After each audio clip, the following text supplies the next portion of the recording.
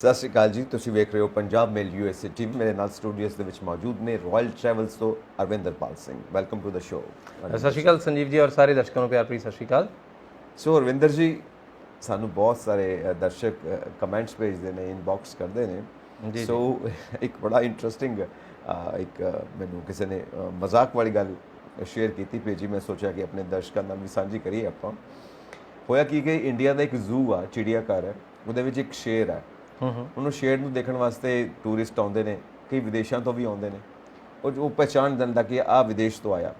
ਉਹ ਰਿਕੁਐਸਟ ਕਰਦਾ ਹਰ ਵਾਰ ਜਿਹੜੇ ਵਿਦੇਸ਼ੀ ਆਉਂਦੇ ਨੇ, ਯਾਰ ਮੈਨੂੰ ਵੀ ਕਿਤੇ ਬਾਹਰ ਦੇ ਦੇਸ਼ ਸੈਟਲ ਕਰਵਾ ਦਿਓ, ਮੈਨੂੰ ਵੀ ਕਿਸੇ ਬਾਹਰ ਦੇ ਦੇਸ਼ ਜ਼ੂ ਦੇ ਵਿੱਚ ਸੈਟਲ ਕਰਵਾ ਦਿਓ। ਉਹ ਇੱਕ ਕੋਈ ਅਮਰੀਕਾ ਤੋਂ ਆਇਆ ਸੀ ਤੇ ਉਹਨੂੰ ਤਰਸ ਆ ਗਿਆ ਉਹਦੇ ਉੱਤੇ। ਕਹਿੰਦਾ ਚੱਲ ਠੀਕ ਹੈ ਯਾਰ, ਮੈਂ ਤੇਰੇ ਵਾਸਤੇ ਕੋਸ਼ਿਸ਼ ਕਰਦਾ। ਉਹਨੇ ਕੋਸ਼ਿਸ਼ ਕੀਤੀ, ਵੀਜ਼ਾ ਲੱਗ ਗਿਆ, ਉਹ ਪਹੁੰਚ ਗਿਆ ਅਮਰੀਕਾ। ਉੱਥੇ ਜ਼ੂ ਦੇ ਵਿੱਚ ਹੁਣ ਬੜਾ ਖੁਸ਼ ਆ ਗਿਆ, ਬਈ ਸੁਪਨਾ ਪੂਰਾ ਹੋ ਗਿਆ। ਹੁਣ ਅਮਰੀਕਾ ਦੇ ਜ਼ੂ ਦੇ ਵਿੱਚ ਲੋਕੀ ਉਹਨੂੰ ਵੇਖਣ ਆਉਂਦੇ ਨੇ ਕਿ ਇੰਡੀਆ ਤੋਂ ਆਇਆ ਲਾਇਨ, ਇਹ ਇੰਡੀਅਨ ਲਾਇਨ ਹੈ, ਇੰਡੀਅਨ ਸ਼ੇਰ ਆ। ਬੜਾ ਖੁਸ਼ ਲੋਕੀ, ਬੜਾ ਇੰਜੋਏ ਕਰਦੇ ਨੇ ਉਹਨੂੰ। ਫਿਰ ਉਹ ਅੰਦਰੋਂ ਸੋਚਦਾ ਕਿ ਹੁਣ ਇੱਥੇ ਤੇ ਡਾਈਟ ਵੀ ਵਧੀਆ ਮਿਲਣੀ ਆ, ਅਮਰੀਕਾ ਆ ਗਏ, ਖਾਣਾ ਪੀਣਾ ਚੰਗਾ ਰਹੇਗਾ, ਖਾਣਾ ਪੀਣਾ ਚੰਗਾ ਰਹੂਗਾ। ਤੇ ਹੋਇਆ ਕਿ ਉਹਨੂੰ ਪਹਿਲਾਂ ਕੇਲੇ ਦਿੱਤੇ ਗਏ। ਅੱਛਾ ਜੀ।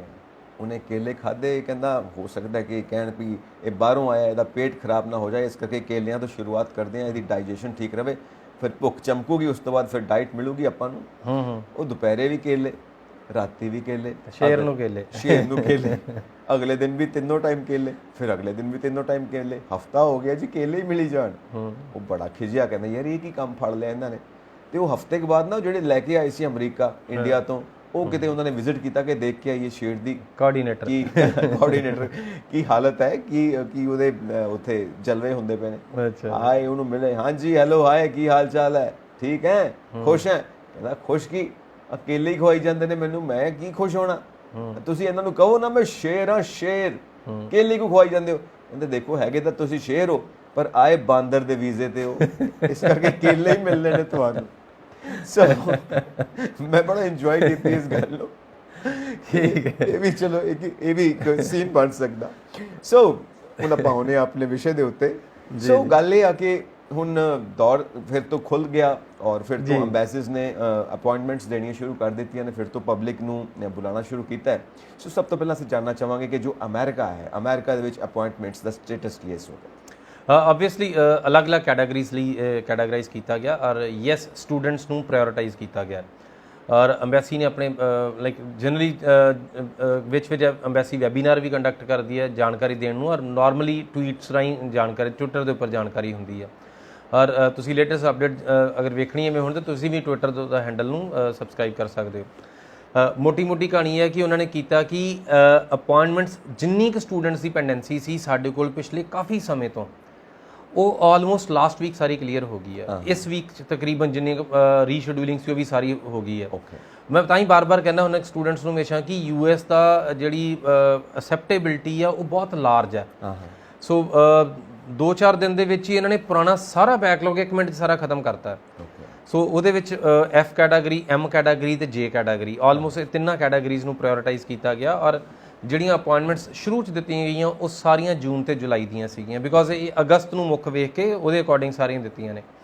ਦੈਨ ਰੀਸ਼ਡਿਊਲਿੰਗ ਦੇ ਵਿੱਚ ਤਕਰੀਬਨ ਸਟੂਡੈਂਟਸ ਦੀਆਂ ਕੱਲ੍ਹ ਤੋਂ ਅਪਾਇੰਟਮੈਂਟਸ ਅੰਬੈਸੀ ਦੀਆਂ ਸ਼ੁਰੂ ਨੇ।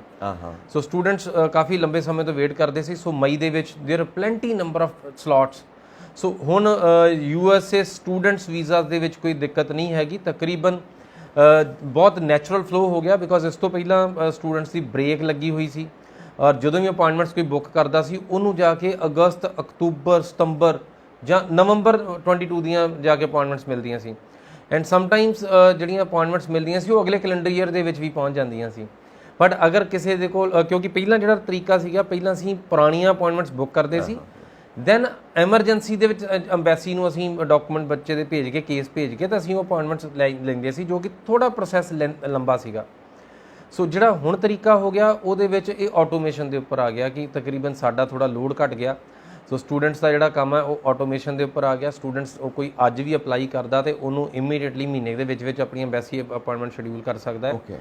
ਬਿਕੋਜ਼ ਇਹ ਜਿਹੜਾ ਅਦਾਰਾ ਹੈ ਕਾਫੀ ਵੱਡਾ ਆ ਔਰ ਇੱਕ ਦਿਨ ਦੇ ਵਿੱਚ ਹੀ ਮੈਂ ਹੈਰਾਨ ਸੀ ਵੇਖ ਕੇ ਕਿ ਜਨਰਲੀ ਇੱਕ ਸਲੋਟ ਦੇ ਉੱਪਰ ਜਦੋਂ ਅਸੀਂ ਅੰਬੈਸੀ ਜਾਂਦੇ ਤਾਂ ਹਮੇਸ਼ਾ ਇੱਕ ਟਾਈਮ ਸਲੋਟ ਦਿੰਦੇ ਆ 8:30 ਦਾ, 8:45 ਦਾ, 9 ਵਜੇ ਦਾ, ਇੱਦਾਂ ਨਾ ਇੱਕ ਸਲੋਟ ਦੇ ਵਿੱਚ 25-30 ਜਣੇ ਦਾ ਵਾਰੀ ਹੁੰਦੀ ਹੈ ਕਿ ਜਿਹੜੇ ਅੰਬੈਸੀ ਵਿੱਚ ਅਸਲ 'ਚ ਭੁਗਤਦੇ ਨੇ।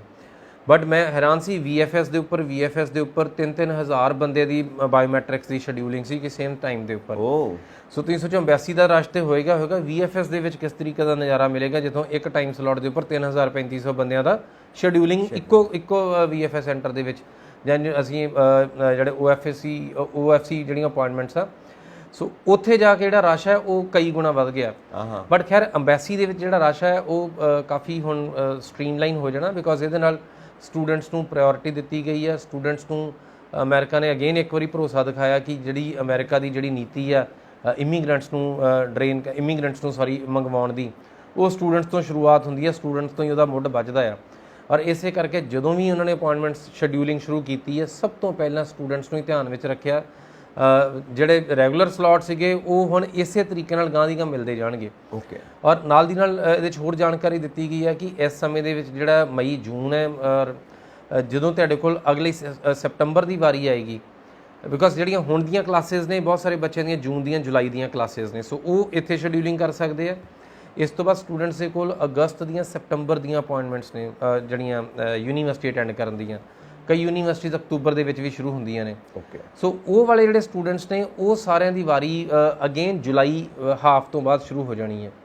ਸੋ ਜੁਲਾਈ ਮਿਡ ਤੋਂ ਬਾਅਦ ਜਿਹੜੀਆਂ ਅਗਸਤ ਦੀਆਂ ਸਤੰਬਰ ਦੀਆਂ ਅਪਾਇੰਟਮੈਂਟਸ ਜਿਹੜੀਆਂ ਉਹ ਅਗਲੇ ਸਲੋਟਸ ਵਿੱਚ ਆਸਾਨੀ ਨਾਲ ਅਵੇਲੇਬਲ ਹੋ ਜਾਣਗੀਆਂ। ਸੋ ਲੈ ਦੇ ਕੇ ਕਹਿਣ ਦਾ ਮਤਲਬ ਇਹ ਹੈ ਕਿ ਸਟੂਡੈਂਟਸ ਨੂੰ ਹੁਣ ਫਰਦਰ ਕੋਈ ਮਸਲਾ ਨਹੀਂ ਪੈਣ ਵਾਲਾ। ਸਟੂਡੈਂਟਸ ਦਾ ਕੰਮ ਬਹੁਤ ਈਜ਼ੀਲੀ ਹੋ ਗਿਆ ਔਰ ਇਹ ਰੈਗੂਲਰਲੀ ਇਸੇ ਤਰੀਕੇ ਨਾਲ ਹੀ ਚੱਲਦਾ ਰਹੂਗਾ। ਹੁਣ ਜਿਹੜੀ ਅਪਾਇੰਟਮੈਂਟਸ ਦੀ ਆਪਾਂ ਗੱਲ ਕਰ ਰਹੇ ਹਾਂ, ਇਹਨੂੰ ਕੈਟਾਗਰੀ ਵਾਈਜ਼ ਕਰ ਲੈਂਦੇ ਹਾਂ। ਕੈਟਾਗਰੀ 1 ਲੈਂਦੇ ਹਾਂ ਕਿ ਆਪਾਂ ਜਿਹੜੇ ਉੱਥੇ ਜਾ ਕੇ ਨਾਨ ਇਮੀਗ੍ਰੈਂਟਸ ਨੇ ਜਾਂ ਇਮੀਗ੍ਰੈਂਟਸ ਨੇ, ਇਹ ਦੋਵਾਂ ਨੂੰ ਜ਼ਰਾ ਕਲੀਅਰ ਕਰੋ ਤੁਸੀਂ। ਦੇਖੋ ਨਾਨ ਇਮੀਗ੍ਰੈਂਟ ਦੇ ਵਿੱਚ ਸਟੂਡੈਂਟਸ ਵੀ ਆਉਂਦੇ ਆ ਤੇ ਜਿਹੜੇ ਟੂਰਿਸਟ ਵੀ ਆਉਂਦੇ ਆ। ਟੂਰਿਸਟ ਦੇ ਵਿੱਚ ਅੰਬੈਸੀ ਨੇ ਪਹਿਲਾਂ ਹੀ ਇੰਡੀਕੇਸ਼ਨ ਦਿੱਤੀ ਪਈ ਹੈ ਕਿ ਅਸੀਂ ਸੈਪਟੰਬਰ ਤੋਂ ਸ਼ੁਰੂ ਕਰਾਂਗੇ। ਸੋ ਸੈਪਟੰਬਰ ਵਾਲੀਆਂ ਅਪਾਇੰਟਮੈਂਟਸ ਜਿਹੜੀਆਂ ਨੇ ਉਹ ਤੁਹਾਡੇ ਕੋਲ ਜੁਲਾਈ ਅਗਸਤ ਦੇ ਵਿੱਚ ਦਿਖਣੀਆਂ ਸ਼ੁਰੂ ਹੋ ਸਕਦੀਆਂ ਨੇ। ਸੋ ਅਗਸਤ ਕਾਫੀ ਕਰੂਸ਼ੀਅਲ ਰਹਿਣ ਵਾਲਾ ਹੈ ਜਿਹੜੇ B1 B2 ਵਾਲੀਆਂ ਐਪਲੀਕੇਸ਼ਨਸ ਨੇ। ਸੋ ਅਗਰ ਤੁਸੀਂ ਜਿਹੜੇ ਐਪਲੀਕੈਂਟਸ ਟੂਰਿਸਟ ਦੇ ਉੱਪਰ ਜਾਣਾ ਚਾਹੁੰਦੇ ਆ ਉਹ ਆਪਣੀ ਅੰਬੈਸੀ ਦੀ ਫੀਸ ਪੇ ਕਰ ਸਕਦੇ ਨੇ ਹੁਣ, ਦੈਨ ਦੇ ਕੈਨ ਗੈਟ ਇਨ ਦਾ ਕਿਊ। ਔਰ ਜਿਹੜੀ ਕਿਊ ਹੈ ਉਹ ਜੁਲਾਈ ਦੇ ਵਿੱਚ ਤਕਰੀਬਨ ਓਪਨ ਹੋ ਜਾਣੀ ਇਹਨਾਂ ਦੀ। ਔਰ ਉਸ ਤੋਂ ਬਾਅਦ ਜਿਹੜੀਆਂ ਰੈਗੂਲਰ ਜਿਹੜੀਆਂ ਅਪਾਇੰਟਮੈਂਟਸ ਦੀ ਅਵੇਲੇਬਿਲਿਟੀ ਆ ਉਹ ਉਸੇ ਤਰੀਕੇ ਨਾਲ ਹੀ ਰਹੇਗੀ। ਹਾਲਾਂਕਿ ਜਿਹੜੇ ਪ੍ਰੀਵੀਅਸ ਟਰੈਵਲਰਸ ਨੇ ਉਹ ਕਾਫੀ ਇਸ ਸਾਲ ਟਰੈਵਲ ਕੀਤੇ ਜਿਨ੍ਹਾਂ ਦੇ ਕੋਲ ਵੀਜ਼ਾਸ ਸੀਗੇ, ਔਰ ਬਹੁਤ ਸਾਰੇ ਮੇਰੇ ਜਾਣਕਾਰ ਇੱਦਾਂ ਦੇ ਸਾਡੇ ਕੋਲ ਵੀਜ਼ਾਸ ਲੱਗੇ ਹੋਏ ਜਾਂ ਜਿਹੜੇ ਅਲੱਗ ਵੀ ਜਿਨ੍ਹਾਂ ਕੋਲ ਵੀਜ਼ਾ ਸੀਗੇ, ਜਿਨ੍ਹਾਂ ਦੇ ਕੋਲ 3-4 ਸਾਲ ਤੋਂ ਟਰੈਵਲ ਨਹੀਂ ਕਰ ਹੋਇਆ। ਉਹਦੇ ਵਿੱਚ ਇਮੀਗ੍ਰੇਸ਼ਨ ਦਾ ਵੀ ਇੱਕ ਖਤਰਨਾਕ ਰੂਪ ਵੀ ਸਾਹਮਣੇ ਆ ਰਿਹਾ ਕਿ ਜਦੋਂ ਐਪਲੀਕੈਂਟਸ ਵੀਜ਼ਾ ਲੈ ਕੇ ਅੰਬੈਸੀ ਇਮੀਗ੍ਰੇਸ਼ਨ ਦੇ ਕੋਲ ਪਹੁੰਚਦੇ ਆ ਤੇ ਉਹਨਾਂ ਦਾ ਕੁਐਸਚਨਿੰਗ ਬੜੀ ਅਲੱਗ ਤਰੀਕੇ ਦੀ ਹੁੰਦੀ ਹੈ। ਬਿਕੋਜ਼ ਜਦੋਂ ਵੀਜ਼ਾਸ ਲਏ ਸੀ ਉਹਦੇ ਬਾਰੇ ਕਈਆਂ ਕੋਲ ਜਾਣਕਾਰੀ ਹੈਗੀ, ਕਈਆਂ ਕੋਲ ਜਾਣਕਾਰੀ ਨਹੀਂ ਹੈਗੀਆਂ। ਕਈਆਂ ਨੇ ਕਿਸੇ ਤਰੀਕੇ ਨਾਲ ਵੀਜ਼ਾ ਸੋਰਸ ਕੀਤਾ, ਕਿਸੇ ਨੇ ਕਿਸੇ ਏਜੰਸੀ ਤੋਂ ਸੋਰਸ ਕੀਤਾ।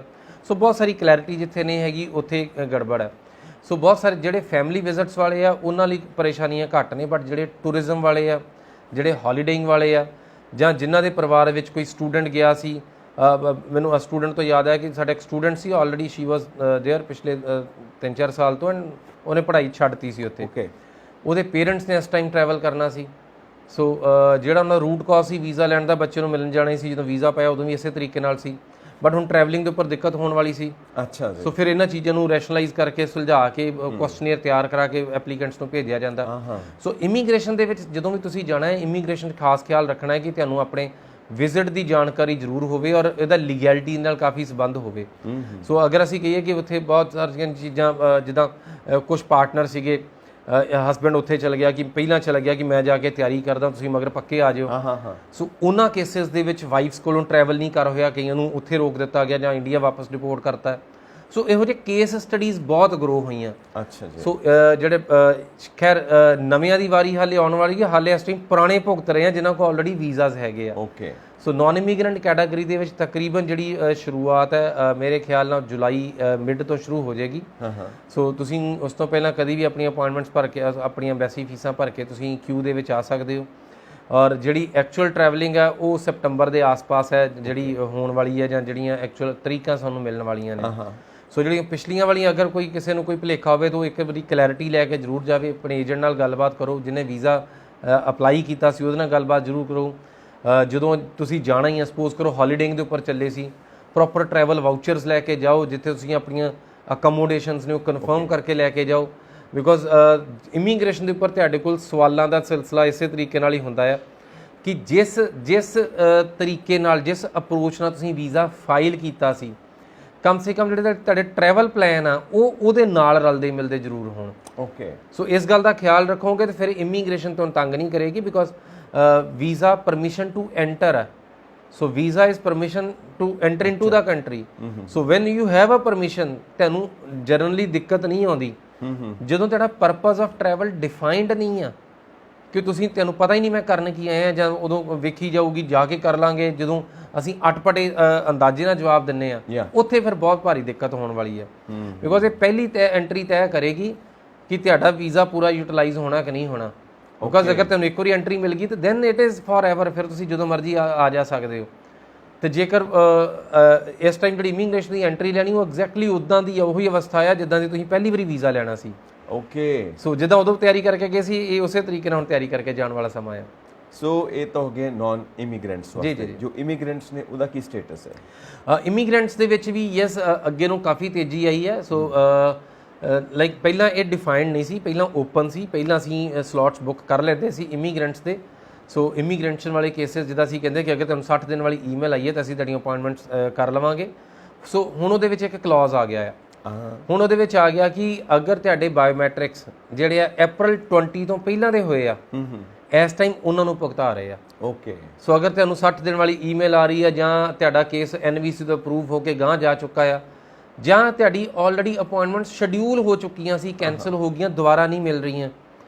ਸੋ ਜਿਹੜੇ ਉਹ ਵਾਲੇ ਕੇਸਿਸ ਸੀਗੇ ਕਿ ਜਦੋਂ ਲੋਕਡਾਊਨ ਲੱਗਾ ਉਸ ਤੋਂ ਪਹਿਲਾਂ ਦੀ ਜਿਹੜੀ ਪਾਈਪਲਾਈਨ ਸੀਗੀ, ਜਿਹੜੀ ਕੇਸਿਸ ਸੀਗੀ, ਸੋ ਇਹ ਵਾਲਾ ਸਮਾਂ ਹੁਣ ਉਹਨਾਂ ਦੇ ਭੁਗਤਣ ਦਾ ਸਪੈਸ਼ਲੀ ਡੈਡੀਕੇਟ ਕੀਤਾ ਗਿਆ ਹੈ। ਸੋ ਜਿਹੜਾ ਜਦੋਂ ਦੀ ਬਾਈਡਨ ਗਵਰਨਮੈਂਟ ਆਈ ਆ ਉਦੋਂ ਦਾ ਇਮੀਗ੍ਰੇਸ਼ਨ ਡਿਪਾਰਟਮੈਂਟ ਕਾਫੀ ਐਕਟਿਵ ਰਿਹਾ ਹੈ, ਔਰ ਉਹਦੇ ਵਿੱਚ ਕਾਫੀ ਚੇਂਜਸ ਨੇ ਔਰ ਕਾਫੀ ਅਪਡੇਸ਼ਨਸ ਨੇ, ਔਰ ਬਹੁਤ ਅਗਰੈਸਿਵ ਵੀ ਰਿਹਾ ਹੈ, ਇਹਦੇ ਵਿੱਚ ਕੋਈ ਦੂਜੀ ਰਾਏ ਨਹੀਂ ਹੈਗੀ। ਔਰ ਉਸੇ ਅਗਰੈਸ਼ਨ ਦਾ ਨਤੀਜਾ ਵੇਖਦੇ ਹਾਂ ਕਿ ਸਾਨੂੰ ਅੱਜ ਦੇ ਨਵੀਆਂ ਚੀਜ਼ਾਂ ਸੁਣਨ ਨੂੰ ਮਿਲਦੀਆਂ। ਜਿੱਦਾਂ ਪਿੱਛੇ ਜੇ ਸੀਗਾ ਕਿ ਜਿਹੜੇ ਸਟੂਡੈਂਟਸ ਲਈ ਜਿਨ੍ਹਾਂ ਦੇ ਇੱਕ ਵਾਰੀ ਵੀਜ਼ਾ ਲੈ ਚੁੱਕੇ ਸੀ, ਸੌਰੀ ਇੱਕ ਵਾਰੀ ਐਮਬੈਸੀ ਅਪੀਅਰ ਹੋ ਚੁੱਕੇ ਸੀ, US ਦੀ ਐਮਬੈਸੀ, ਉਹਨਾਂ ਸਟੂਡੈਂਟਸ ਦੇ ਉੱਪਰ ਇੱਕ ਸਾਲ ਦਾ ਲਾਈਕ ਦੁਬਾਰਾ ਉਹਨਾਂ ਨੂੰ ਅਪਾਇੰਟਮੈਂਟ ਨਹੀਂ ਦੇਣੀ, ਇਹ ਵਾਲਾ ਇੱਕ ਤਰੀਕਾ ਆ ਗਿਆ ਸੀਗਾ। ਸੋ ਇਸ ਸਮੇਂ ਦੇ ਵਿੱਚ ਉਹਦੇ ਵਿੱਚ ਥੋੜਾ ਬਹੁਤ ਰਿਲੈਕਸੇਸ਼ਨ ਦਿਸਦੀ ਹੈ ਕਿ ਯੈਸ ਜਿਹੜੇ ਸਟੂਡੈਂਟਸ ਆਲਰੇਡੀ ਅਪੀਅਰ ਹੋ ਚੁੱਕੇ ਆ ਉਹਨਾਂ ਨੂੰ ਵੀ ਜੁਲਾਈ ਤੋਂ ਉਹਨਾਂ ਨੂੰ ਅਪਾਇੰਟਮੈਂਟਸ ਮਿਲਣੀਆਂ ਸ਼ੁਰੂ ਹੋ ਜਾਣਗੀਆਂ। ਸੋ ਪਹਿਲਾਂ ਇਹਦੇ ਉੱਪਰ ਵੀ ਬ੍ਰੇਕ ਲੱਗੀ ਹੋਈ ਸੀਗੀ ਕਿ ਜਿਹੜੇ ਸਟੂਡੈਂਟਸ ਆ ਜਿਨ੍ਹਾਂ ਦੀ ਆਲਰੇਡੀ ਇੱਕ ਵਾਰੀ ਐਮਬੈਸੀ ਜਾ ਆ, ਔਰ ਐਮਬੈਸੀ ਨੇ ਆਪਣੀ ਜਦੋਂ ਇਹਦੀ ਕਲੈਰਿਟੀ ਦਿੱਤੀ ਹੈ ਕਿ ਕਰੈਕਟਿੰਗ ਜਿਹੜੀ ਟਰਮ ਉਹਦਾ ਯੂਜ਼ ਕੀਤਾ, ਐਮਬੈਸੀ ਨੇ ਕਿਹਾ ਕਿ ਬਹੁਤ ਸਾਰੇ ਲੋਕ ਇਹ ਯਕੀਨ ਕਰਦੇ ਨੇ ਕਿ ਐਮਬੈਸੀ ਵਿੱਚ ਬਾਰ-ਬਾਰ ਜਾ ਕੇ ਵੀਜ਼ਾ ਮਿਲਦਾ ਹੈ, ਦੂਜੀ ਵਾਰੀ, ਤੀਜੀ ਵਾਰੀ, ਚੌਥੀ ਵਾਰੀ ਜਾ ਕੇ ਵੀਜ਼ਾਸ ਮਿਲਦਾ ਹੈ। ਔਰ ਜੈਨੂਅਲੀ ਬਹੁਤ ਸਾਰੇ ਲੋਕ ਮਾਰਕੀਟਿੰਗ ਵੀ ਇਸ ਤਰੀਕੇ ਦੀ ਕਰਦੇ ਆ। ਆਈ ਨੋ ਲੋਟ ਮੈਨੀ ਗਾਇਜ਼ ਜਿਹੜੇ ਪ੍ਰਮੋਟ ਹੀ ਇਸ ਤਰੀਕੇ ਨਾਲ ਕਰਦੇ ਕਿ ਪਹਿਲੀ ਵਾਰੀ ਨਹੀਂ ਤੁਹਾਡਾ ਤੀਜੀ ਚੌਥੀ ਵਾਰੀ ਜਾ ਕੇ ਵੀਜ਼ਾ ਮਿਲਦਾ ਹੁੰਦਾ। ਖੈਰ ਸਾਡੇ ਨਾਲ ਇੱਦਾਂ ਨਹੀਂ, ਅਸੀਂ ਪਹਿਲੀ ਵਾਰੀ 'ਚ ਹੀ ਸਾਰੇ ਵੀਜ਼ਾਸ ਲੈਂਦੇ ਹਾਂ, ਜਿਹੜੇ ਹੋਣ ਵਾਲੇ ਪਹਿਲੀ ਵਾਰੀ ਵੀਜ਼ਾਸ ਮਿਲ ਜਾਂਦੇ ਆ। ਖੈਰ ਬਹੁਤ ਸਾਰੇ ਲੋਕ ਇਹ ਪ੍ਰੀਚ ਕਰਦੇ ਆ, ਔਰ ਇਸੇ ਚੀਜ਼ ਨੂੰ ਐਮਬੈਸੀ ਨੇ ਕਿਹਾ ਕਿ ਪਿਛਲੇ ਸਮੇਂ ਦੇ ਵਿੱਚ ਏਜੰਟਸ ਨੇ ਭਰ ਕੇ ਸਟੂਡੈਂਟਸ ਭੇਜੇ ਜਿਹੜੇ ਕਿ ਨਾਨ ਜੈਨੂਨ ਲੱਗਦੇ ਸੀਗੇ, ਜਿਹੜੇ ਅਥੈਂਟੀਕੇਟ ਨਹੀਂ ਅਸੀਂ ਜਿਨ੍ਹਾਂ ਨੂੰ ਕਰ ਪਾਏ, ਜਿਹੜੇ ਸਾਨੂੰ ਸਟੂਡੈਂਟ ਵਾਲੀ ਭਾਸ਼ਾ 'ਚ ਨਹੀਂ ਲੱਗੇ। ਸੋ ਸਟੂਡੈਂਟਸ ਬਾਰ-ਬਾਰ ਅਪੀਅਰ ਹੋ ਰਹੇ ਆ। ਸੋ ਇਹਦੇ ਨਾਲ ਜਿਹੜੇ ਨਵੇਂ ਸਟੂਡੈਂਟਸ ਆ ਉਹਨਾਂ ਲਈ ਮੌਕੇ ਘਟਦੇ ਜਾ ਰਹੇ ਆ। ਇੱਕ ਚੀਜ਼ ਦੱਸੋ, ਉਹ ਕ੍ਰਿਕਟਿੰਗ ਦੀ ਜਿਹੜੀ ਟਰਮ ਹੈ ਉਹ ਕਿਹੜੀ ਹੈ? ਉਸੇ ਤੇ ਆ ਰਿਹਾ ਮੈਂ। ਓਕੇ, ਸੋ ਨਵੇਂ ਸਟੂਡੈਂਟਸ ਲਈ ਇਹ ਮੌਕੇ ਘਟਦੇ ਜਾ ਰਹੇ ਆ। ਸੋ ਐਮਬੈਸੀ ਨੇ ਕਿਹਾ ਸੀਗਾ ਕਿ ਤੈਨੂੰ ਬਾਰ-ਬਾਰ ਕਰਨ ਦੀ ਲੋੜ ਨਹੀਂ ਆ। So it's just like hitting a 6 on the first ball, ਕਿ ਤੁਸੀਂ ਪਹਿਲੀ ਬਾਲ ਦੇ ਉੱਪਰ ਹੀ ਛੱਕਾ ਮਾਰਨ ਦੀ ਗੱਲ ਕਰੋ। 6 on the first ball, yes, on the very first ball. So ਤੁਸੀਂ ਪਹਿਲੀ ਵਾਰੀ ਐਮਬੈਸੀ 'ਚ ਆਏ ਹੋ, ਸੋ ਉੱਥੇ ਆਪਣਾ ਬੈਸਟ ਦਿਓ ਬਾਰ-ਬਾਰ ਆਉਣ ਦੀ ਜਗ੍ਹਾ ਤੇ। ਸੋ ਜਿਹੜੇ ਸਟੂਡੈਂਟਸ ਬਾਰ-ਬਾਰ ਆ ਰਹੇ ਸੀ ਉਹਨਾਂ ਨੂੰ ਡਿਸਕਰੇਜ ਕੀਤਾ, ਬ੍ਰੇਕ ਲਾਈ। ਖੈਰ ਉਹਦੇ ਉੱਪਰ ਵੀ ਥੋੜਾ ਬਹੁਤ ਇਹਨਾਂ ਨੇ ਹੁਣ ਦਬਾਅ ਘਟਾਤਾ ਆ ਕਿ ਜਿਹੜੀ ਬ੍ਰੇਕ ਲੱਗੀ ਸੀ ਉਹਦੇ ਉੱਪਰੋਂ ਵੀ ਪੈਰ ਚੱਕਣ ਲੱਗੇ ਆ। ਉਹਨਾਂ ਨੂੰ ਕਿਹਾ ਕਿ ਯੈਸ ਉਹਨਾਂ ਨੂੰ ਜੁਲਾਈ ਦੇ ਵਿੱਚ ਉਹਨਾਂ ਨੂੰ ਅਪਾਇੰਟਮੈਂਟਸ ਮਿਲਣੀਆਂ ਸ਼ੁਰੂ ਹੋ ਜਾਣਗੀਆਂ। ਸੋ ਉਹਨਾਂ ਨੂੰ ਵੀ ਬਹੁਤ ਜ਼ਿਆਦਾ ਪੈਨਿਕ ਕਰਨ ਦੀ ਲੋੜ ਨਹੀਂ ਹੈ, ਬਿਕੋਜ਼ ਉਹਦੇ 'ਚੋਂ ਯੈਸ ਇਹ ਨਹੀਂ ਕਿ ਆਪਾਂ ਹਰ ਬੱਚੇ ਨੂੰ ਉੱਦਾਂ ਸੋਚੀਏ ਕਿ ਜਿਹੜੇ ਉਸ ਪੀਰੀਅਡ 'ਚ ਗਏ ਸਾਰੇ ਇੱਦਾਂ ਦੇ ਸਟੂਡੈਂਟ ਸੀਗੇ, ਭਾਵੇਂ ਮੈਜੋਰਟੀ ਹੋਣ, ਬਟ ਜਿਹੜੇ ਥੋੜ੍ਹੇ ਬੱਚੇ ਵੀ ਸੀਗੇ ਉਹਨਾਂ ਨੂੰ ਦੁਬਾਰਾ ਚਾਂਸ ਮਿਲਣਾ ਚਾਹੀਦਾ ਆ। ਸੋ ਯੈਸ ਉਹਨਾਂ ਲਈ ਵੀ ਮੌਕੇ ਦੁਬਾਰਾ ਖੁੱਲ੍ਹ ਰਹੇ ਆ। ਔਰ ਐਮਬੈਸੀ ਆਪਣੀ ਆਲਮੋਸਟ ਜਿੱਦਾਂ ਮੈਨੂੰ ਲੱਗ ਰਿਹਾ ਬਾਏ ਅਗਸਤ ਐਮਬੈਸੀ ਆਪਣੀ 100% ਕੈਪੈਸਿਟੀ ਉੱਪਰ ਵਾਪਸ ਆਉਂਦੀ ਦਿਸ ਰਹੀ ਹੈ। ਓਕੇ, ਕਿਉਂਕਿ ਇਹ ਅਗਰੈਸ਼ਨ, ਇਹ ਜਿੰਨੀ ਅਗਰੈਸਿਵਨੈਸ ਦਿਸ ਰਹੀ ਹੈ ਸਾਨੂੰ, ਜਿੰਨੇ ਇਕੱਲੇ ਕੇਸ ਦੇ ਉੱਪਰ ਅਸੀਂ ਦੇਖ ਰਹੇ ਹਾਂ, ਉਹਦੇ ਜਿੱਦਾਂ ਐਮਬੈਸੀ ਐਗਰੈਸਿਵ ਹੋ ਰਹੀ ਹੈ ਉਹਦੇ ਨਾਲ ਯੈਸ ਜਿਹੜੇ ਸਟੂਡੈਂਟਸ ਆ, ਜਿਹੜੇ ਮਾਸਟਰਸ ਨੇ, ਜਿਹੜੇ ਐਪਲੀਕੈਂਟਸ ਨੇ, ਟੂਰਿਸਟ ਨੇ, ਇਹ ਸਭ ਦੇ ਲਈ ਐਮਬੈਸੀ ਜਾਣ ਦਾ ਰਸਤਾ ਸੌਖਾ ਹੋਣ ਵਾਲਾ ਹੈ। ਸ਼ੋਰ ਔਰ ਇਮੀਗ੍ਰੈਂਟਸ ਦੇ ਵਿੱਚ ਵੀ ਮੈਨੂੰ ਲੱਗਦਾ ਕਿ ਬਹੁਤ ਜਲਦੀ ਅਗੇਨ ਕੋਈ ਨਾ ਕੋਈ ਨਵੀਂ ਅਪਡੇਸ਼ਨ ਆਏਗੀ, ਬਿਕੋਜ਼ ਜਿਹੜੇ April 2020 ਤੋਂ ਪਹਿਲਾਂ ਜਿਨ੍ਹਾਂ ਦੀਆਂ ਅਪਾਇੰਟਮੈਂਟ ਸ਼ਡਿਊਲ ਹੋਈਆਂ ਸੀ ਜਾਂ ਜਿਨ੍ਹਾਂ ਦੇ ਬਾਇਓਮੈਟ੍ਰਿਕਸ ਹੋਏ ਸੀਗੇ, ਉਹਨਾਂ ਲਈ ਇਹ ਸਮਾਂ ਆ ਕਿ ਉਹਨਾਂ ਨੂੰ ਅਗਰ ਅਪਾਇੰਟਮੈਂਟਸ ਐਮਬੈਸੀ ਵੱਲੋਂ ਆ ਰਹੀਆਂ, ਦਰੁਸਤ ਨਹੀਂ ਆ ਰਹੀਆਂ, ਤੇ ਉਹਦੀ ਸ਼ਡਿਊਲਿੰਗ ਖੁਦ ਵੀ ਕੀਤੀ ਜਾ ਸਕਦੀ ਹੈ। ਸੋ ਉਹ ਤੁਸੀਂ ਮੇਰੇ ਨਾਲ ਗੱਲਬਾਤ ਕਰ ਸਕਦੇ ਹੋ। ਸੋ ਉਹਦੇ ਉੱਪਰ ਸ਼ਡਿਊਲਿੰਗ ਖੁਦ ਕਰਕੇ ਤੁਸੀਂ ਐਮਬੈਸੀ ਅਪੀਅਰ ਹੋ ਸਕਦੇ ਹੋ ਔਰ ਆਪਣੇ ਕੇਸ ਨੂੰ ਫਾਸਟ ਟਰੈਕ ਕਰ ਸਕਦੇ ਹੋ। ਔਰ ਵੈਸੇ ਵੀ ਇਹ ਬਹੁਤ ਜ਼ਿਆਦਾ ਲੰਬਾ ਸਮਾਂ ਇਹ ਨਹੀਂ ਰਹਿਣ ਵਾਲਾ, ਬਿਕੋਜ਼ ਇਸ ਤੋਂ ਬਾਅਦ again we are expecting a change, ਕਿਉਂਕਿ ਬਹੁਤ ਜਲਦੀ ਜਿਹੜਾ ਇਹ ਵਾਲਾ ਬੈਕਲੌਗ ਹੈ ਖਤਮ ਹੋ ਜਾਏਗਾ। ਔਰ ਯੈਸ ਜਿਨ੍ਹਾਂ ਦੀਆਂ ਇਮੀਗ੍ਰੈਂਟ ਕੇਸਿਸ ਦੀਆਂ, ਜਿਨ੍ਹਾਂ ਦੀਆਂ ਫਾਈਲਾਂ ਸਟਰਕ ਨੇ, ਜਿਨ੍ਹਾਂ ਦੀਆਂ NVC ਦੇ ਪ੍ਰੋਸੀਜਰ ਪੂਰਾ ਹੋ ਚੁੱਕਾ ਆ, ਉਹਨਾਂ ਦੀ ਵਾਰੀ ਵੀ ਐਮਬੈਸੀ ਦੀ ਬਹੁਤ ਜਲਦ ਇਸੇ ਸਾਲ ਹੀ ਆਉਣੀ ਸ਼ੁਰੂ ਹੋ ਜਾਏਗੀ। Very nice. ਚਲੋ ਹੁਣ ਆਪਾਂ ਗਲਤੀ ਸੁਧਾਰੀਏ, ਬਿਕੋਜ਼ ਤੁਸੀਂ ਟੂ ਅਰ ਇਜ਼ ਹਿਊਮਨ ਆਪਾਂ ਕਹਿੰਦੇ ਆ ਨਾ ਕਿ ਮਨੁੱਖ ਗਲਤੀਆਂ ਦਾ ਪੁਤਲਾ ਹੈ। ਉਹ ਕੈਨੇਡਾ ਦੀ ਗੱਲ ਆਪਾਂ ਫੜ ਲੈਂਦੇ ਆ, ਜਿਹੜਾ ਆਪਾਂ ਵਿੱਚ ਮੈਂਸ਼ਨ ਕੀਤਾ ਕਿ ਕੈਨੇਡਾ ਦਾ ਕੀ ਸਟੇਟਸ ਹੈ ਇਸ ਵਕਤ ਜਿਹੜੀਆਂ ਅਪਾਇੰਟਮੈਂਟਸ ਨੂੰ ਲੈ ਕੇ ਆਪਾਂ ਡਿਸਕ੍ਰਾਈਬ ਕਰੀਏ ਆਪਣੇ ਕੈਨੇਡਾ। ਖੈਰ ਅਪਾਇੰਟਮੈਂਟਸ ਦਾ ਰੈਗੂਲਰ ਨੇ, ਬਾਇਓਮੈਟ੍ਰਿਕਸ ਦੀਆਂ ਅਪਾਇੰਟਮੈਂਟਸ ਰੈਗੂਲਰ ਨੇ, ਬਟ ਕੈਨੇਡਾ ਦਾ ਜਿਹੜਾ ਪ੍ਰੋਸੈਸਿੰਗ ਟਾਈਮ ਆ ਉਹ ਥੋੜਾ ਜਿਹਾ ਵਧਿਆ ਹੋਇਆ ਹੈ। ਸੋ ਕੈਨੇਡਾ ਦੇ ਵਿੱਚ ਜਿਹੜਾ ਬੈਕਲੌਗ ਆ ਉਹ ਇਸ ਟਾਈਮ 20 ਲੱਖ ਤੋਂ ਉੱਪਰ ਹੈ। ਸੋ 2.1 ਮਿਲੀਅਨ ਐਪਲੀਕੇਸ਼ਨਸ ਦਾ ਬੈਕਲੌਗ ਆ ਔਰ ਇਹ ਬੈਕਲੌਗ ਲਗਾਤਾਰ ਗਰੋ ਹੋਇਆ ਆ। ਸੋ ਇਹ ਮਾਰਚ ਦੇ ਵਿੱਚ 1.8 ਮਿਲੀਅਨ ਸੀ। ਸੋ ਇਸ ਟਾਈਮ ਮਈ ਤੱਕ ਆਉਂਦੇ ਯਾਨੀ ਕਿ April ਦੇ ਜਿਹੜੇ ਸਟੈਟਸ ਨੇ, April ਦੇ ਵਿੱਚ ਇਹ 2.1 ਮਿਲੀਅਨ ਹੋ ਗਿਆ। ਸੋ ਇਹ ਐਪਲੀਕੇਸ਼ਨਸ ਲਗਾਤਾਰ ਵੱਧ ਰਹੀਆਂ ਨੇ ਔਰ ਜਿਹੜੀ ਸਪੀਡ ਆ ਜਿਹੜੀ ਕੇਸਿਸ ਨੂੰ ਪ੍ਰੋਸੈਸ ਕਰਨ ਦੀ ਉਹ ਵੀ ਨਾਲ ਨਾਲ ਇੰਪਰੂਵ ਹੋ ਰਹੀ ਆ। ਤੁਸੀਂ ਸੋਚੋ ਇਧਰੋਂ ਭਾਰ ਵੱਧ ਰਿਹਾ, ਉਧਰੋਂ ਉਹ ਵੀ ਹੋਰ ਸਪੀਡ ਅਪ ਹੋ ਰਹੇ ਨੇ। ਇਹਦਾ ਇੱਕੋ ਇੱਕ ਕਾਰਨ ਹੈ ਕਿ ਅਗਰ ਕੈਨੇਡਾ ਨੇ ਇੱਕਦਮ ਚੇਂਜ ਨਹੀਂ ਕੀਤਾ ਹੁੰਦਾ ਆਪਣਾ ਸਭ ਕੁਝ, ਤੇ ਕੈਨੇਡਾ ਵੀ ਬਿਲਕੁਲ ਸਟਰਕ ਹੋਣਾ ਸੀ ਇੱਕ ਐਸੀ ਸਿਚੁਏਸ਼ਨ ਦੇ ਉੱਪਰ ਕਿ ਜਿੱਥੇ ਉਹ ਜਾਮ 'ਚ ਫਸੀਆਂ ਗੱਡੀਆਂ ਵਾਲਾ ਹਾਲ ਹੋਣਾ ਸੀ, ਵੀ ਨਾ ਹਿੱਲ ਰਹੇ ਨਾ ਕਿਸੇ ਪਾਸੇ ਚੱਲ ਰਹੇ ਆ। ਸੋ ਕੈਨੇਡਾ ਨੇ $85 ਮਿਲੀਅਨ ਖਰਚਿਆ ਜਸਟ ਸਪੀਡ ਅਪ ਕਰਨ ਲਈ, ਐਪਲੀਕੇਸ਼ਨਸ ਨੂੰ ਸਪੀਡ ਅਪ ਕਰਨ ਲਈ। ਔਰ ਮਹੀਨਾ ਪਹਿਲਾਂ ਤੱਕ ਕੈਨੇਡਾ ਦੇ ਵਿੱਚ ਕੋਈ ਵੀ ਇਦਾਂ ਦੀ ਕਲੈਰਿਟੀ ਨਹੀਂ ਸੀ ਕਿ ਇੱਕ ਫਾਈਲ ਨੂੰ ਪ੍ਰੋਸੈਸ ਕਰਨ ਦੇ ਵਿੱਚ ਕਿੰਨਾ ਸਮਾਂ ਲੱਗਦਾ ਹੈ। ਸੋ ਕਹਿੰਦੇ ਕੋਈ ਸੀਗੇ, ਉਦੋਂ ਲੱਗਦਾ ਕੋਈ ਸੀਗਾ। ਸੋ ਹੁਣ ਕਮ ਸੇ ਕਮ ਡਿਫਾਈਨ ਹੋਣ ਲੱਗ ਪਏ ਆ। ਸੋ ਜਨਰਲੀ ਤਕਰੀਬਨ ਜਿਹੜਾ ਆ ਇਸ ਸਮੇਂ ਦੇ ਵਿੱਚ ਲਾਈਕ 8 ਤੋਂ 12 ਵੀਕ ਦਾ ਟਾਈਮ ਡਿਫਾਈਨ ਕੀਤਾ ਹੋਇਆ, ਬਟ ਫਿਰ ਵੀ ਬਹੁਤ ਸਾਰੀਆਂ ਐਪਲੀਕੇਸ਼ਨ ਜਿਹੜੀਆਂ 2-2.5 ਮਹੀਨੇ ਦੇ ਵਿੱਚ ਉਹਨਾਂ ਦੇ ਫੈਸਲੇ ਆ ਜਾਂਦੇ ਆ। ਸੋ ਕੈਨੇਡਾ ਨੂੰ ਬਹੁਤ ਵੱਡਾ ਰਸ਼ ਆ ਸਟੂਡੈਂਟਸ ਦਾ। ਸਟੂਡੈਂਟਸ ਦੇ ਵਿੱਚ ਸਟੂਡੈਂਟਸ ਦੀ ਇਹਨਾਂ ਨੇ ਕਦੀ ਵੀ ਰਫਤਾਰ ਨਹੀਂ ਸਲੋ ਕੀਤੀ, ਲਾਕਡਾਊਨ ਦੇ ਵਿੱਚ ਸਲੋ ਨਹੀਂ ਕੀਤੀ। AIP ਨਾਮ ਦਾ ਫਾਰਮੂਲਾ ਕੱਢਿਆ ਜਿਹਦੇ 'ਚ ਕਿ ਐਪਲੀਕੇਸ਼ਨ ਐਮਬੈਸੀ ਜਾਏ ਬਿਨਾਂ ਵੀਜ਼ਾ ਹਾਸਲ ਕਰ ਸਕਦਾ ਹੈ। VFS ਜਦੋਂ ਖੁੱਲਣਗੇ ਉਦੋਂ ਕੱਲਾ ਸਟਿੱਕਰ ਲੱਗ ਜਾਏਗਾ। ਹਾਲਾਂਕਿ ਉਹਦੇ ਵਿੱਚ ਨੈਗੇਟਿਵਿਟੀ ਬਹੁਤ ਰਹੀ ਮੁੜ ਕੇ ਕਿ ਉਹ ਜਿਹੜੇ ਵੀਜ਼ਾਸ ਇਹਨਾਂ ਨੇ ਲਾਕਡਾਊਨ 'ਚ ਅਪਰੂਵ ਕੀਤੇ ਸੀ ਉਹਦੇ 'ਚੋਂ 90% ਵੀਜ਼ਾਸ ਮੁੜ ਕੇ ਰਿਜੈਕਟ ਕਰਨੇ ਪਏ। ਉਹਦਾ ਕਾਰਨ ਆਰਟੀਫਿਸ਼ੀਅਲ ਇੰਟੈਲੀਜੈਂਸ ਦੀ ਇਨਵੋਲਵਮੈਂਟ ਆ ਗਈ ਬਾਅਦ ਦੇ ਵਿੱਚ, ਕਿ ਬਹੁਤ ਸਾਰੀਆਂ ਐਪਲੀਕੇਸ਼ਨਸ ਜਿਹੜੀਆਂ ਜਿਨ੍ਹਾਂ ਨੂੰ AIP ਆ ਗਿਆ ਸੀ, ਜਦੋਂ ਨੰਬਰ ਜ਼ਿਆਦਾ ਆ ਗਿਆ ਆਬਵੀਅਸਲੀ ਕੁਆਲਿਟੀ ਅਪ ਹੋ ਗਈ। ਪਹਿਲਾਂ 5.5 ਦੇ ਉੱਪਰ ਵੀਜ਼ਾਸ ਆਉਂਦਾ ਸੀ, ਹੁਣ 6 ਈਚ ਦੇ ਉੱਪਰ ਵੀਜ਼ਾ ਆਉਂਦਾ ਆ। ਸੋ ਜਿਹੜੀਆਂ ਐਪਲੀਕੇਸ਼ਨ ਵਿੱਚ ਇੱਕ ਅੱਧਾ ਮੋਡਿਊਲ ਘੱਟ ਸੀ ਔਰ ਉਹਨਾਂ ਦਾ ਐਪਲੀਕੇਸ਼ਨ ਮਨਜ਼ੂਰ ਹੋ ਗਈ ਸੀ, ਬੈਕਲੌਗ ਜਾਮ 'ਚ ਫਸਣ ਕਰਕੇ ਉਹ ਗੱਡੀਆਂ ਹੀ ਬਾਹਰ ਰੇਸ 'ਚੋਂ ਕਰ ਦਿੱਤੀਆਂ। ਸੋ ਉਹ ਸਾਰੀਆਂ ਐਪਲੀਕੇਸ਼ਨ ਰਿਫਿਊਜ਼ ਕਰਤੀਆਂ ਸੀ ਉਸ ਸਮੇਂ ਦੇ ਵਿੱਚ। ਸੋ ਇਸ ਸਮੇਂ 'ਚ ਕੈਨੇਡਾ ਫਿਰ ਅਗੇਨ ਇੱਕ ਨਵਾਂ ਫਾਰਮੂਲਾ ਲੈ ਕੇ ਆਇਆ ਕਿ ਜਿਹੜੇ ਸਟੂਡੈਂਟਸ ਇਸ ਟਾਈਮ +2 ਦਾ ਪੇਪਰ ਦੇ ਰਹੇ ਆ, ਜਿਨ੍ਹਾਂ ਰਿਜ਼ਲਟ ਨਹੀਂ ਆਏ ਔਰ ਜਿਹਨਾਂ ਪੈਂਡਿੰਗ ਰਿਜ਼ਲਟ ਆ, ਤੁਸੀਂ ਉਹਦੇ ਨਾਲ ਫਿਰ ਆਪਣੇ ਕੇਸਿਸ ਫਾਈਲ ਕਰ ਸਕਦੇ ਹੋ। ਹਾਲਾਂਕਿ ਸੈਪਟੰਬਰ 'ਚ ਸੀਟਸ ਹੋਣ ਜੀ ਬਹੁਤ ਘੱਟ ਬਚੀਆਂ ਨੇ, ਬਟ ਫਿਰ ਵੀ ਜਿਹੜੇ ਸਟੂਡੈਂਟ ਇੱਕ ਸਾਲ ਬਚਾਉਣਾ ਚਾਹੁੰਦੇ ਉਹਨਾਂ ਕੋਲ ਸਮਾਂ ਹੈਗਾ ਕਿ ਉਹ ਆਪਣੀਆਂ ਐਪਲੀਕੇਸ਼ਨਸ ਇਸ ਸਮੇਂ ਦੇ ਵਿੱਚ ਸੈਪਟੰਬਰ ਇਨਟੇਕ ਦੇ ਲਈ ਲਾ ਸਕਦੇ ਆ। ਔਰ ਸਟਿਲ ਬਹੁਤ ਸਾਰੀਆਂ ਸੀਟਸ ਜਿਹੜੇ ਕਾਲਜਸ ਵਿੱਚ ਬਚੀਆਂ ਨੇ, ਬਹੁਤ ਸਾਰੀਆਂ ਕੰਜ਼ਿਊਮ ਹੋ ਗਈਆਂ, ਬਹੁਤ ਸਾਰੀਆਂ ਬਚੀਆਂ। ਇਹਦਾ ਮਤਲਬ ਇਹ ਆ ਕਿ ਜਿਹੜੀ ਸੈਪਟੰਬਰ ਇਨਟੇਕ ਹੈ ਸਭ ਤੋਂ ਵੱਡੀ ਹੁੰਦੀ ਹੈ। ਸੈਪਟੰਬਰ ਦੇ ਵਿੱਚ ਜਿੰਨਾ ਕੁ ਪੁਰਾਣਾ ਬੈਕਲੌਗ ਸੀ ਉਹ ਕੰਜ਼ਿਊਮ ਹੋ ਗਿਆ, ਉਹਦੇ ਬਾਵਜੂਦ ਕੁਝ ਸੀਟਸ ਬਚੀਆਂ ਨੇ। ਬਟ ਇਹਦੇ ਨਾਲ ਫਰਕ ਇੰਨਾ ਪਏਗਾ ਕਿ ਪਹਿਲਾਂ ਸਟੂਡੈਂਟਸ ਕੋਲ ਚੁਆਇਸ ਸੀਗੀ ਕਿ ਮੈਂ ਫਲਾਂ ਕਾਲਜ ਜਾਣਾ ਹੈ, ਫਲਾਂ ਪ੍ਰੋਗਰਾਮ ਪੜ੍ਹਨਾ ਆ।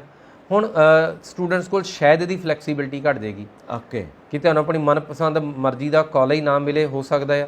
ਸੋ ਤੁਸੀਂ ਬਰੈਂਪਟਨ ਜਾਣਾ ਚਾਹੁੰਦੇ ਸੀ, ਤੁਸੀਂ ਮਿਸੀਸਾਗਾ ਜਾਣਾ ਚਾਹੁੰਦੇ ਸੀ, ਤੁਸੀਂ ਟੋਰਾਂਟੋ ਜਾਣਾ ਚਾਹੁੰਦੇ ਸੀ, ਤੁਸੀਂ ਸਰੀ 'ਚ ਕਾਲਜ ਲੈਣਾ ਚਾਹੁੰਦੇ ਸੀ, ਤੁਹਾਨੂੰ ਮੌਂਟਰੀਅਲ ਵਾਲਾ ਏਰੀਆ ਚਾਹੀਦਾ ਸੀ। ਸੋ ਉਹ ਹੁਣ ਸ਼ਾਇਦ ਫਲੈਕਸੀਬਿਲਿਟੀ ਘੱਟ ਜੇ, ਬਿਕੋਜ਼ ਹੋ ਸਕਦਾ ਕਿ ਜਿਹਨੂੰ ਬਰੈਂਪਟਨ 'ਚ ਕਾਲਜ ਚਾਹੀਦਾ ਉਹਨੂੰ ਬਰੈਂਪਟਨ 'ਚ ਨਾ ਮਿਲੇ, ਉਹਨੂੰ ਆਸੇ-ਪਾਸੇ ਜਾ ਕੇ 2 ਘੰਟੇ ਦੀ ਡਰਾਈਵ ਦੇ ਉੱਪਰ ਜਾ ਕੇ ਕਾਲਜ ਮਿਲੇ। ਸੋ ਇੰਨਾ ਕੁ ਫਰਕ ਜ਼ਰੂਰ ਪਏਗਾ। ਬਾਕੀ ਜਿਹੜੇ ਸਟੂਡੈਂਟਸ ਵਿਲਿੰਗ ਨੇ ਇਸ ਟਾਈਮ ਕੈਨੇਡਾ ਦੇ ਵਿੱਚ ਜਾਣ ਲਈ, ਅਗਰ +2 ਦਾ ਪੇਪਰ ਦਿੱਤਾ ਆ, ਉਹ ਕੈਨੇਡਾ ਨੂੰ ਜਾ ਸਕਦੇ ਆ। ਇਹਦੇ ਨਾਲ ਨਾਲ ਕੈਨੇਡਾ 'ਚ ਇੱਕ ਹੋਰ ਬਹੁਤ ਵੱਡੀ ਚੇਂਜ ਆਈ ਹੈ ਸੰਜੀਵ ਜੀ। ਕੈਨੇਡਾ ਦੀ ਪਾਰਲੀਮੈਂਟ ਦੇ ਵਿੱਚ ਇੱਕ ਮੁੱਦਾ ਉੱਠਿਆ, ਜਦੋਂ ਬੈਕਲੌਗ ਸੀ, ਜਦੋਂ ਸਭ ਕੁਝ ਸਟਰਕ ਸੀ, ਸਾਰਾ ਕੁਝ ਹੀ ਬੰਦ ਪਿਆ ਸੀ, ਉਹਦੇ 'ਚ ਕੀ ਮੁੱਦਾ ਉੱਠਿਆ ਕਿ ਕੈਨੇਡਾ ਰਿਜ਼ਲਟ ਨਹੀਂ ਦੇ ਰਿਹਾ ਸੀ ਔਰ ਫਿਰ ਧੜ ਰਿਫਿਊਜ਼ਲ ਕਰਨੇ ਸ਼ੁਰੂ ਕਰਤੇ। ਰਾਈਟ। ਉਹਦੇ ਵਿੱਚ ਕੀ ਕੈਨੇਡਾ ਪਹਿਲਾਂ ਮੈਚਿਓਰ ਸਟੂਡੈਂਟਸ ਨਹੀਂ ਲੈਂਦਾ ਸੀ। ਕੈਨੇਡਾ ਵਿੱਚ ਜਿਹਨੂੰ ਅਸੀਂ ਗੈਪ ਵਾਲੇ ਸਟੂਡੈਂਟਸ ਕਹਿੰਦੇ ਪਹਿਲਾਂ ਬਿਲਕੁਲ ਨਹੀਂ ਲੈਂਦਾ ਸੀ। ਉਹਦੇ 'ਚ ਕੀ ਤਬਦੀਲੀ ਆਈ ਕਿ ਕੈਨੇਡਾ ਦੀ ਪਾਰਲੀਮੈਂਟ 'ਚ ਮੁੱਦਾ ਉੱਠਿਆ, ਉਹਦੇ 'ਚ ਇਹ ਕਿਹਾ ਗਿਆ ਕਿ ਇੱਕ ਸਟੂਡੈਂਟ ਦਾ ਨਾਮ ਲੈ ਕੇ ਕਿ ਇਹ ਇੰਜੀਨੀਅਰਿੰਗ ਸਟੂਡੈਂਟ ਆ, ਇਹਨੇ ਇੰਨੀ ਪੜ੍ਹਾਈ ਕੀਤੀ, ਇੰਨਾ ਤਜਰਬਾ ਹਾਸਲ ਕੀਤਾ, ਇਹਦਾ ਇੰਗਲਿਸ਼ ਦਾ ਲੈਵਲ ਵਧੀਆ ਆ ਜੀ, ਔਰ ਇਹਨੂੰ ਇਹ ਸਾਡੀ ਮਿਨਿਸਟਰੀ ਨੇ ਮਨਜ਼ੂਰੀ ਨਹੀਂ ਦਿੱਤੀ, ਵੀਜ਼ਾ ਦਾ ਮਨਜ਼ੂਰ ਨਹੀਂ ਕੀਤਾ। ਅਗਰ ਸਾਨੂੰ ਇਹੋ ਜਿਹੇ ਸਟੂਡੈਂਟ ਨਹੀਂ ਚਾਹੀਦੇ, ਸਾਨੂੰ ਫਿਰ ਕਿੱਦਾਂ ਦੇ ਬੱਚੇ ਚਾਹੀਦੇ ਆ? ਓਕੇ। ਸੋ ਸਾਨੂੰ ਅਗਰ ਪੜ੍ਹੇ ਲਿਖੇ ਤਜਰਬੇਕਾਰ ਕੰਮਕਾਰ ਕੀਤੇ ਬੱਚੇ ਨਹੀਂ ਚਾਹੀਦੇ ਤੇ ਸਾਨੂੰ ਫਿਰ ਕਿੱਦਾਂ ਦੇ ਸਟੂਡੈਂਟ ਚਾਹੀਦੇ ਆ? ਇੰਟਰਸਟਿੰਗ। ਸੋ ਕਿੱਦਾਂ ਦੇ ਚਾਹੀਦੇ? ਉਹ ਤਾਂ 12/6/18 ਵਾਲਾ ਫਾਰਮੂਲਾ ਹੈਗਾ ਵੀ 12 ਪੜ੍ਹਿਆ 6 ਬੈਂਡ ਵਾਲਾ 18 ਸਾਲ ਦਾ ਬੱਚਾ। ਸੋ ਇਹਦੇ 'ਚ ਤਬਦੀਲੀ ਆਈ ਫਿਰ ਹੁਣ। ਤਬਦੀਲੀ ਆਈ। ਸੋ ਜਿਹੜੇ ਸਟੂਡੈਂਟਸ ਦੇ ਕੋਲ ਹੁਣ ਬੈਕਲੌਗ, ਜਿਹੜੇ ਸਟੂਡੈਂਟਸ ਦੇ ਕੋਲ ਹੁਣ ਤਜਰਬਾ ਕੀਤਾ ਹੋਇਆ, ਕੰਮਕਾਰ ਕੀਤਾ ਹੋਇਆ, ਗੈਪ ਵਾਲੇ ਆ, ਉਹ ਮੈਚਿਓਰ ਸਟੂਡੈਂਟਸ ਅਸੀਂ ਬੋਲਦੇ। ਪਹਿਲਾਂ ਇਕੱਲਾ ਅਮਰੀਕਾ ਇਹਨਾਂ ਨੂੰ ਲੈਂਦਾ ਸੀ, ਹੁਣ ਉਹਨਾਂ ਨੂੰ ਕੈਨੇਡਾ ਨੇ ਵੀ ਲੈਣਾ ਸ਼ੁਰੂ ਕਰਤਾ ਹੈ। Right right. ਸੋ ਕੈਨੇਡਾ ਵਿੱਚ ਹੁਣ ਉਸ ਕੈਟਾਗਰੀ ਦੇ ਵੀਜ਼ਾਸ ਵੀ ਆਉਣੇ ਸ਼ੁਰੂ ਹੋ ਗਏ। $85 ਮਿਲੀਅਨ ਆਪਣੇ ਆਪ ਨੂੰ ਸਪੀਡ ਅਪ ਕਰਨ ਵਾਸਤੇ ਕੈਨੇਡਾ ਨੇ ਖਰਚਿਆ ਹੈ। It's a very huge business. Yes, 500 ਬੰਦੇ ਦੀ EMPLOY ਕੀਤਾ ਨਾਲ, 500 HR ਅਸੀਂ ਕਹਿੰਦੇ ਆ। ਸੋ 500 EMPLOYEES ਨਵੇਂ ਐਡ ਆਨ ਕੀਤੇ ਆ। ਸੋ ਇਹ ਦੋ ਚੀਜ਼ਾਂ ਕੀਤੀਆਂ ਗਈਆਂ ਨੇ ਸਪੀਡ ਅਪ ਕਰਨ ਲਈ। Wonderful. So thank you very much for this wonderful talk. ਔਰ ਤੁਸੀਂ ਵੀ ਸਾਰੇ ਦਰਸ਼ਕ ਮੇਰੇ ਜੋ ਵੀ ਆਪਣੇ ਕੋਈ ਸਵਾਲ ਨੇ, ਕੋਈ ਕੁਐਰੀਜ਼ ਨੇ, ਇਨਬਾਕਸ ਜ਼ਰੂਰ ਕਰੋ ਤਾਂ ਕਿ ਅਸੀਂ ਉਹਨਾਂ ਨੂੰ ਵੀ ਸ਼ਾਮਿਲ ਕਰ ਸਕੀਏ ਆਪਣੀ ਡਿਸਕਸ਼ਨ ਦੇ ਵਿੱਚ। Thank you very much sir. Okay. ਔਰ ਤੁਹਾਡਾ ਵੀ ਸਭ ਦਾ ਬਹੁਤ ਬਹੁਤ ਸ਼ੁਕਰੀਆ ਕਿ ਤੁਸੀਂ ਪੰਜਾਬ ਐਬਰੋਡ ਦਾ ਹਿੱਸਾ ਬਣਦੇ ਹੋ। ਹੋਰ ਅਪਡੇਟਸ ਦੇ ਲਈ ਵੇਖਦੇ ਰਹੋ ਪੰਜਾਬ ਮੇਲ USA TV। ਸਤਿ ਸ਼੍ਰੀ ਅਕਾਲ ਜੀ। ਸਤਿ ਸ਼੍ਰੀ ਅਕਾਲ।